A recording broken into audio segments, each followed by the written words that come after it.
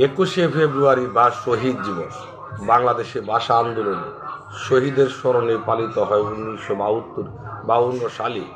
এই দিনে বাংলা ভাষাকে রাষ্ট্রভাষা হিসাবে প্রতিষ্ঠিত করার দাবিতে আন্দোলনের ছাত্রদের উপর পুলিশের গুলি চালায়, যাতে রফিক, সালাম, জব্বর, বরকত আরও অনেকেই শহীদ হন। গোবিন্দপুর চৌরাস্তা, শহীদ মিনার,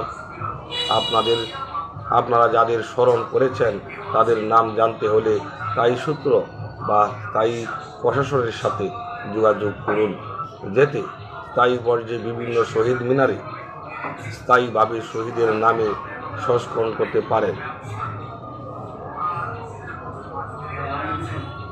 1952 সালে ভাষা আন্দোলনে প্রধান শহীদের নাম নির্মমরূপে জার্জ করা হয়েছিল। আব্দুল জব্বার, রফিকউদ্দিন আহমেদ, আব্দুল সালাম, শফিকুর রহমান, আবুল বরকত তারা জীবন দিয়েছিলেন ভাষা আন্দোলনে, নেতৃত্ব দিয়েছিলেন শ্রমজীবী মানুষের জন্য।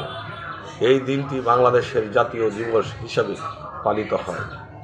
এরপর আন্তর্জাতিক মাতৃভাষা হিসাবে পালন করা হয়। এই ভাষা হিসাবে স্বীকৃতি পায়।